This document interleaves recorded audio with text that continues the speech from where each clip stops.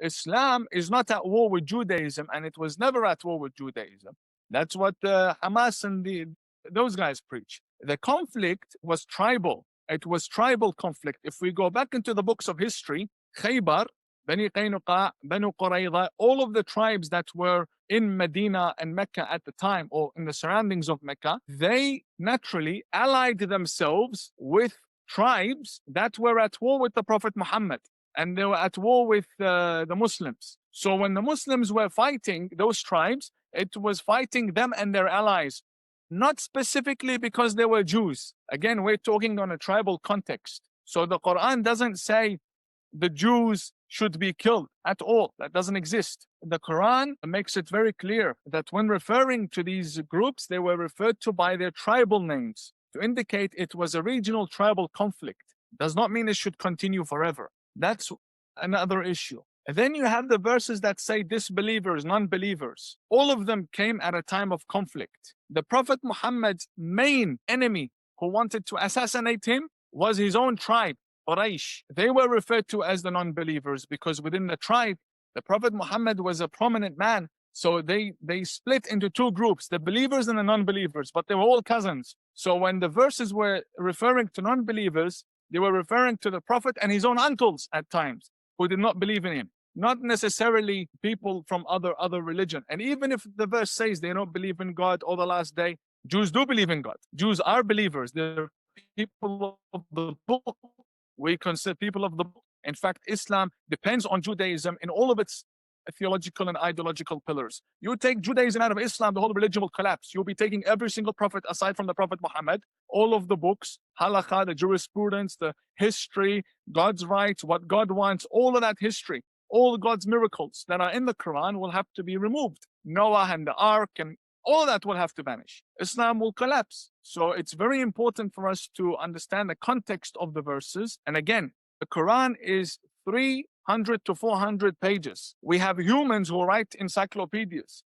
God definitely has much more to say than 300 pages. God speaks to the Muslims in a situation where they were in at that moment. They were in that situation, and the verses are all limited in a lingual context. Not a single verse says, go out and fight now in the 21st century, or even after the Prophet died. It's all part of the development of the religion. Conflict took place. I say we need to acknowledge, we need to condemn the bad, and it does not order me to fight.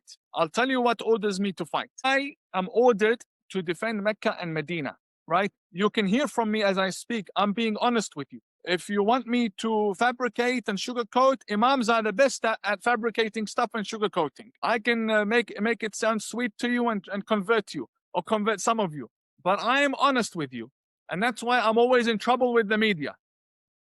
I only have to protect and die for Mecca and Medina and the holy sites which were established by God and His Prophet. If the Jews, anyone in this webinar, decides to go to Medina or Mecca and say that is Jewish land and put the flag of Israel, we will have problems because that is my land. Nobody's touching that. That is my religious land. I die for that land. We will defend it, we'll protect it. And I expect you to do the same for your holy land. So you're telling me as Jews, you don't want Mecca and Medina. You want your land. And you're showing me a title, a land title from my book. So I would have to be Satan to steal from Moses and Solomon and David, God's prophets, even if I don't like Jews, which I love you. But even if Muslims don't like, some Muslim extremists don't like Jews, stealing from God's prophets is a different story. That belongs to God's prophets and their nations who happen to be the Jews. Disagreements can happen. But it does not mean that the verses of conflict should continue until today. There is no such order at all. No such order. The Abraham Accords is valuable to the Jewish nation, valuable to Israel, but we all know they were always closet Zionists. We all know that Saudi Arabia gave them the green light, the UAE and Bahrain. Otherwise, such a decision would never happen without Saudi Arabia's approval. And Oman supported. And Oman is a player, not a pivot in the region. So we all know they supported Israel. We all know. But the Abraham Accords was a nice way to package it to the rest of the world. This is a new page, an official page where we can have embassies and ambassadors and all of that. Otherwise, they all know very well that the land is theirs. I mean, go on Clubhouse, and I don't know if you can understand Arabic. The Arabic rooms are in there hundreds of people early in the morning, and they speak about how Israel belongs to the Jews, and the Palestinians are the occupiers, and everything's on the other way around. So they know very well that it's Jewish land. So the Abraham Accords was just a way to package it and to make things official, put it in writing. It was verbal, now it's in writing. So we all knew it had existed on the ground. With regards to the interpretation and whatnot, why do we always care about what the extremists think? Why? There will always be extremists. Let them think how they want to think. Let them interpret however they want to interpret. They're not important. What's important is who is in power. Right now, the UAE is very clear that they're heading in a direction where they're beyond social reform. The Westerners, the non-Muslims love honeymooning and visiting the UAE. It's even more open than some areas in America. The extremists are irrelevant. They are irrelevant. Their interpretation is irrelevant. Yes, they have some degree of power, but where is the Muslim world heading? Who runs the Muslim world? That's the question mark. Who runs the Muslim world? It's Saudi Arabia. It's the UAE. It's Oman. Iran to a certain extent, but they don't have Mecca and they don't have Medina. Mecca and Medina are in Saudi Arabia. They run the religion. I'm not Sunni, I'm Shia. They're Sunnis, but it's a fact we all know. They run the religion. So Muslim Brotherhood do not run the religion. They run organizations and people who are loud on Twitter. But psychology says you see a tweet, you forget it when you see the next tweet. No big deal. It doesn't change reality. It's not real life. They're loud, but it's not real life. We need to distinguish between these guys. Extremists are not important because many times people tell me, or they come on Clubhouse and they say, you don't represent us. I say, thank God I don't represent you. I'd be very worried if I represent you. Very happy I don't represent you. Imagine that. Extremist says, good on you, Imam Tawhidi. I'd bury myself alive. That's the biggest shame. So we should not care about what they have to say at all. So they will always exist. Their interpretations have been twisted for centuries in every religion. They are the same group of people that we have in every single religion. Let them say what they want to say. We focus on what we know to be the truth. And I did not interpret anything today, by the way. The Quran, this interpretation game is something that's not real. The verses that need interpretation are the metaphors. In the verses I cited, there were no metaphors. And God says, he quotes, and Moses said to his people, these are quotations. They're not even God's words. God is quoting Moses. So there's nothing to be interpreted. It's like you reading a quote in any paper. A man told his people to go to a certain area. God told him to do so, and we believe in that.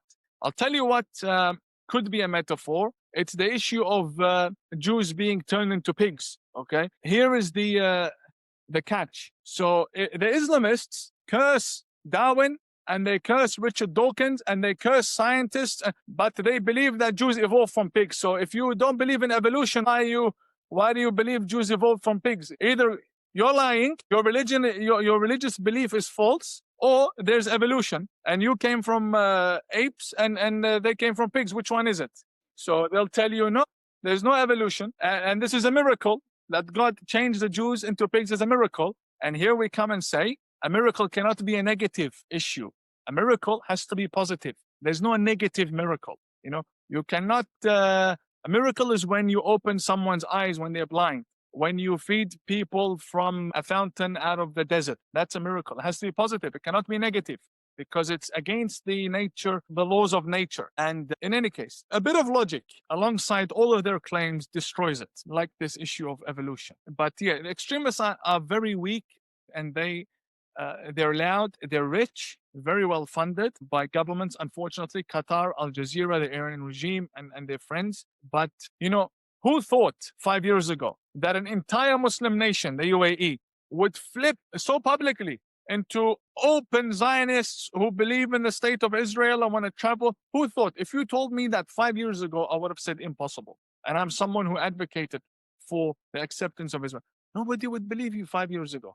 But like that, it happened. What does that mean? That means the ground is ready for that. And these are people who don't believe they're going against God. They believe they're really serving their religion. God gave the land to the Jews. End of story. We're going to continue fighting. We can't continue fighting. So extremists are not in power. They will exist, but they cannot really throw us off track. They cannot. You're coming towards me as a Jew, and I'm coming towards you as a Muslim, and we're hugging. What's the extremists going to do? Rip us apart? They'll try every now and then, but ultimately, if we have the same focus, it's like a magnet. We're going to meet at one point, and we're going to build those bridges, and you have to make them irrelevant. We have to make them irrelevant by just ignoring it. One of the factors in this whole bitter situation between, say, the BDS movement, Islamofascism, and Judaism's defense of Israel is that any time anyone criticizes the person who is Muslim, no matter what they say, who they are, or what issue they have spoken of, the immediate label is that you're racist, you're Islamophobic, you're discriminatory, you get discounted, and you can't be. We are the ones whose reputations and livelihoods are at risk. Can you talk to that? I mean, can you say how criticism or questioning can be brought forward without destroying the lives of those who ask? No, you can't, because that's how the far left wanted it. They created this culture to destroy those who disagreed with them, like what they've tried to do with me. They want to destroy. So if I come out and I say, the Imams who support Hamas are extremists, they're fundamentalists, they're liars, we need peace with the Jews, they say about me, he can't be a real Muslim. He's a fake. The real Muslim is the guy who wants to kill the Jews. They are the real bigots and racists because they don't accept someone like me because I'm not the right type of a Muslim. Whereas they're falling in their own trap.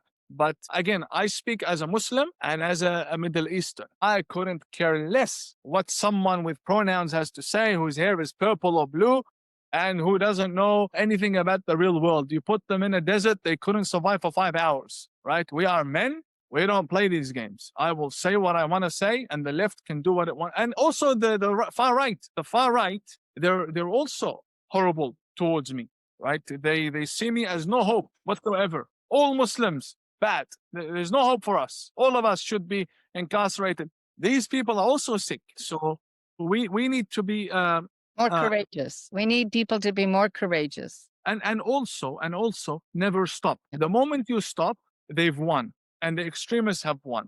You cannot stop because this is not an issue of society. This is an issue of your right and your God and your religion and your land. You know, Hamas doesn't want you to basically say that they are right. No, they want you dead. You know, it's not like they just want you to stop tweeting about them. No, they want to drive all of you into the ocean. So who cares at that point what the far left has to say and what they think? You're fighting an issue of existence. These are criminals, and even the far left knows they're criminals. So just ignore, because we get the same thing. We also get the same thing. We get called this, but you open you go and you see who's saying it, right? Who's saying it? They're not real. They're not people we take seriously. Not people we take seriously at all. Where I come from, we don't take these people seriously, even if they are prime ministers or ministers or any of that. We don't feel threatened by them. Maybe in the West, they can destroy lives by going after your employer and after this and that. But in the Middle East, it doesn't work like that. I think for non-Muslims, it is sometimes very difficult to understand what the mainstream Islamic view is with regards to Jews and Judaism. So not so much Israel, but Jews and Judaism itself. So I was wondering if you can give us a bit of background on the perception of Jews as a whole, of Judaism as a whole. How did that change from the times of the Prophet Muhammad, praise be upon him, maybe, through the pre-classical period to the classical period, and today sort of the tafsir, the mainstream understanding again of Jews and Judaism? Is it a corrupted text? Is it, sort of just a bit of background about that? Okay, briefly, several points. The first is that the overwhelming majority of Muslims think that Jews are believers in Judaism, and that is a religion like Christianity, like any other religion, or like Islam. You embrace it. And they do not know, the overwhelming majority, they do not know that Judaism is an ethno-religion. So that is news to many Muslims, even today, because our scripture doesn't present Jews in that way. It presents them as believers of a religion, but it doesn't speak about their ethnicity. So that's where there's a lot of misunderstanding. Once we clarify that Jews and Judah, they are one, it's an ethno-religion, then it becomes a lot easier to explain how they are tied to that land and how it's their capital and how whatnot, right? Because to me, it was very confusing 5 years ago. An atheist Jew, it doesn't, because it was presented to us as though Jews are believers in a religion and they could be from many other countries. And then no tribes. Later on, we discovered that they are tribes and they're all related genetically to each other, DNA and whatnot. And that's one issue, the perception and understanding of Jews. Secondly, from the very early years of the Prophet Muhammad's lifetime, and there was conflict between the Jewish tribes and the Meccan tribes, who were Muslim and also non-Muslim, who were allied with the Muslims, versus Jews and those who were non-Jews, allied with Jews. They created a culture of anti-Semitism in Arabia. That existed, but it was based on social issues. Like once you lose a battle, that's it. There's no more propaganda, publishing books, signs, and boycotts. No, it was based on a score system. You beat us, fine. We beat you, fine. It was like that. It wasn't an Indian movie that kept going and going and going. It had its end, right? The Prophet then married from Jews. He became their in-laws and whatever. That's from the prophetic time. Then you have the scholars. The scholars accused the Jews of murdering the Prophet Muhammad by poisoning him. That's a great accusation. But again, the Prophet was said to have been poisoned 4 years before he died. So there's no real poison that is lethal that lasts for 4 years. And they say that it was given to him through a sheep. So if the sheep was poisoned, and then the Prophet ate the sheep, and then the lamb immediately killed the Prophet, then the lamb wouldn't have survived 4 years with the poison. So one of them wouldn't have survived, nor the lamb nor the Prophet. So make up your mind.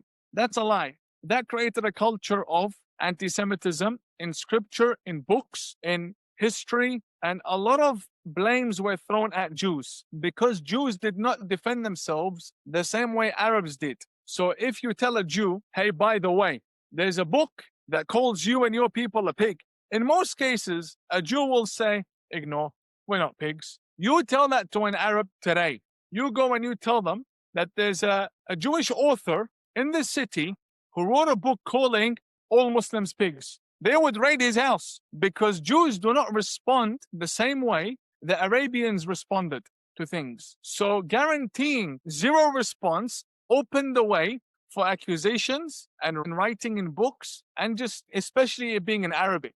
You couldn't even read it.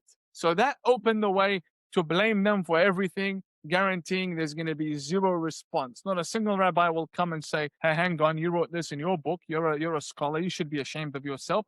None of that happened. Then you have the issue of 7 decades ago, the Palestinians who claim that the land has been occupied, and they've made it more important than Mecca and Medina. They've made Jerusalem, Al-Aqsa, even more important. They've shifted the focus, and they've been successful in shifting the focus, and that's bothered many Muslims, where they want to revive the Islamic Caliphate and make its capital not Mecca, not Medina, but Jerusalem. That's what they say publicly, and it's available on Memory TV, and other world leaders are present, and they say that. So this conflict, the current one, made a lot of scholarship be produced, a lot of religious texts, all these prayers that you asked me about in the beginning. These prayers are not in our books of prayers. They are made up prayers to use to pray against the Jews and all of that. It's not like God accepts these prayers because the Jews are doing really well and the Muslim neighbors are going backward day after day. So these prayers are not being accepted clearly, but they continue to keep that culture alive. So that's a very brief way to describe that history, my brother. I think this will never end. I honestly believe that. I am someone who likes to approach everything realistically. Everything that happens in the world, I approach realistically. This will never end. And the UN is not going to stop doing what it does, meaning its members. And those who chair it will welcome this all the time. So what do? Honest to God, what do we do? Is there any value to membership in it anymore? No, definitely you need value. You need to be a member, but sometimes you're a member of a place to be able to respond and defend yourself, not because you're supporting the institution, because that is what the extremists want. That's what the Palestinian Authority wants. They want you to withdraw from the UN so they can have the narrative under control. They want that to happen. I think you should stay. I think Israel should stay and be present in even more sessions. And even if they don't want you there, you're a country. You're a sovereign state. What are these people talking about? Who are these people? Who is Abu Mazen? To me, Israel is a sovereign state. That's how I see it. It acknowledges the UN that the Palestinian Authority go to complain and to vote against Israel. They acknowledge Israel as a state, the same way they acknowledge Saudi Arabia as a state, and Bahrain and the UAE and Australia and America. These are sovereign countries, and Israel is acknowledged as a sovereign country. So let them say whatever they want to say. It's a sovereign country, and it behaves in a sovereign way. You see, my friends, the West has a view of countries. You can't do that. No, we can. Nobody tells Saudi Arabia what it can and can't do. Nobody tells the UAE what it can and can't do, because that is a sovereign country. Why is it when Israel wants to do something, it has to, before it does anything, issue a whole portfolio explaining why this is good and why? Why? The Palestinians in the UN and Hamas and all of these people, they should pray to God a million times a day that their war is with Israel and that their war is not with the UAE or Saudi Arabia. Try throwing one rocket into Saudi Arabia and then thank the Iranian regime for funding you after throwing that rocket. See what will happen. And try hiding your weapons and rocks in Al-Aqsa Mosque and in the Dome of the Rock and throwing it at Saudis. Try doing that. Use that as a base during conflict. See what will happen. They will level you and the mosque with the ground. That's how they operate. Why? Because they're a sovereign state. And that is how the world, that's where we come from. That's how we grew up, okay? That's how we grew up. That's our society. It's not like that in the West. In the West, there's human rights. Okay. But if you throw a rocket, right, the leader has two options. He sits and does nothing like a coward, or he responds. And in every case, it has been a response. In every case. That's why they don't throw rockets at anyone else who has embassies in Israel and who have Israeli embassies and who acknowledges Jerusalem to be the capital of Israel, because they know Muslims will not tolerate this. It's only Israel. And Israel is to blame. See, again, I talk as an Arab. Israel is to blame, because if Israel behaves like the rest of the countries in the region and says, you know what, we're going to do what we want to do. We will defend ourselves the way we want to defend ourselves. Whether you like it or not, then the people will realize there's no point in attacking you. But when Israel continues to say, we are a democracy, we're the only democracy in the Middle East. Every time Israel is mentioned, immediately after that, the only democracy in the Middle East. Who cares if Israel is the only democracy in the Middle East? I don't care. I don't care. Who said democracy is good? Look, now you have Muslim Brotherhood in your coalition. Is that good? Who said democracy was good? Who said? Israel is a Jewish state, be it a theocracy, be it a kingdom, be it a democracy, be it whatever. They have the right to govern themselves the way they want. We don't tell Jews you're good because you're a democracy. We don't tell them we're going to let you live because we're going to give you support because you're a democracy. No. Today, democracies are seen as good. Maybe 5,000 years from now, people will be against democracy. The same way now they're against communism. So what, we're going to fight Israel because it's a democracy? 5,000 years from now, if the narrative changes? No. Israel is a Jewish state. It's sovereign. It's sovereign as a kingdom. If it wants to be a kingdom, it's sovereign as whatever form of government it wants to rule by. We don't tell Jews how to live and how to defend themselves and what their Torah tells them. Why do you tolerate it? Try telling the Muslims or Iraqis what the Quran, how they should rule their people and how they should govern. Only Israel tolerates it.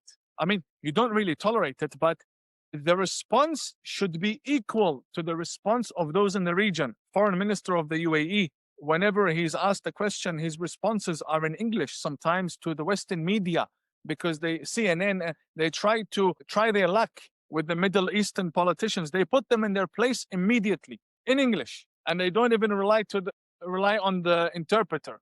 They switch to English and they put them in their place, and then they go back to speaking in Arabic. That's how we live. And that's why nobody does the same thing to us. You live in the middle of all of us. But the Israelis, want to operate like how California operates. You cannot do that. You cannot live in the middle of Arabs and want to behave like how they behave in Times Square, New York. That level of tolerance, you will not be able to survive. As a Jewish people, you need to behave tough because your neighbors are treating you in a very tough way. That's the only way. So stay in the UN like a fork in their eyes. Say what you have to say and don't worry about it. Don't leave the UN. I'm against it. It's 2025. America's debt is over $37 trillion, and the dollar just had its worst crash since 1973. That puts your savings and your family's future at risk. That's why we trust Alpha Omega Gold, a company that stands unapologetically with Israel and supports Stand Tall Israel. Visit ao.gold/stand to claim your free precious metals wayfinder guide or call 1-855-426-4653 today. Protect your future before it's too late.